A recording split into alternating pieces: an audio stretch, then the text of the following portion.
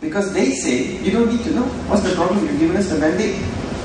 So you don't need to know why you're paying more money than you have to. You don't need to know that you're paying 35 ringgit for something that costs 14 cents or $1 or whatever it is. It's not important. And you don't need to know that there's corruption happening. And you don't need to know that we're wasting money. And you don't need to know that, we've got all our exit plans sorted out. So what if in 5 years to 10 years this country goes belly up?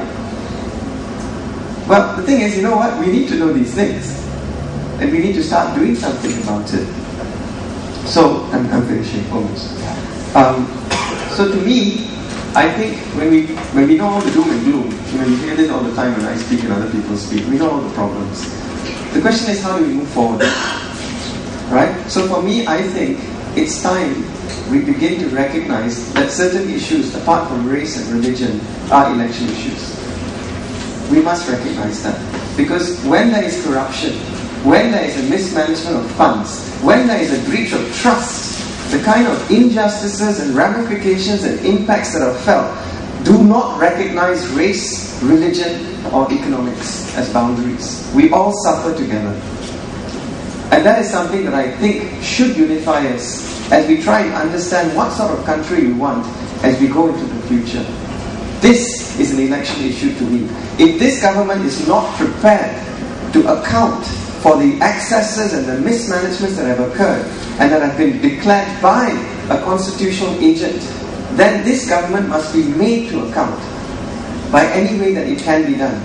And for me, the first indication, accept the invitation of Nazri, show him at the polls that we do not want him and people like him at the helm of this government. I'm not saying support the opposition. You vote the way you want to. You vote responsibly. That's what I'm asking. That you vote and that you vote responsibly. That is an obligation you have to yourself and to everybody you hold dear. Because if you do not do that, and if you fall back into the time-tested trap of voting racially, communally, you are doing as much a disservice to everybody in this country as the people in government are. But beyond that, what can we do?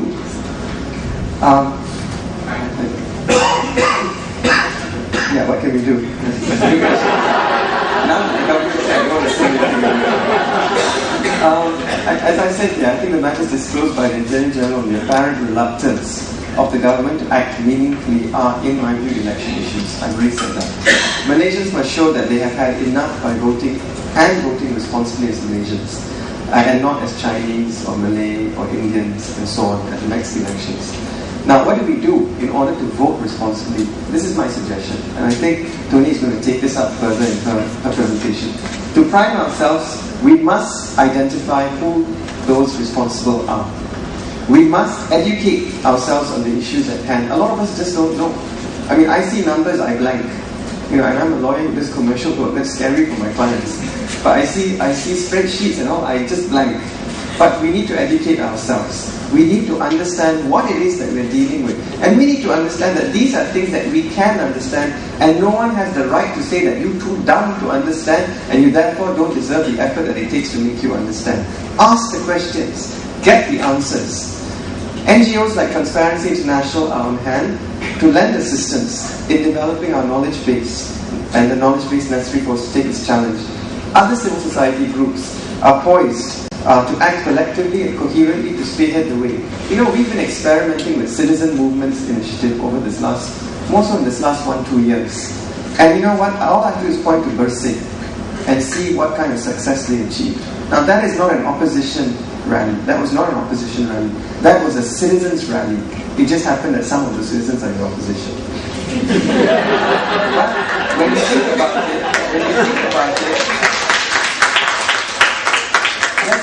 does it mean that every time someone votes the opposition or is an opposition member, he completely divests himself of his character as a citizen of this country? I think not. Obviously not.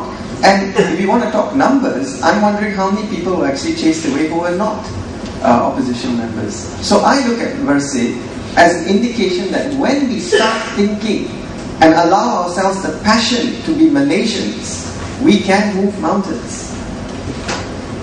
And I don't think I'm overstating it. We did move a mountain that day. We did. It is unprecedented. So much so that the government felt they had to do a media blackout on it.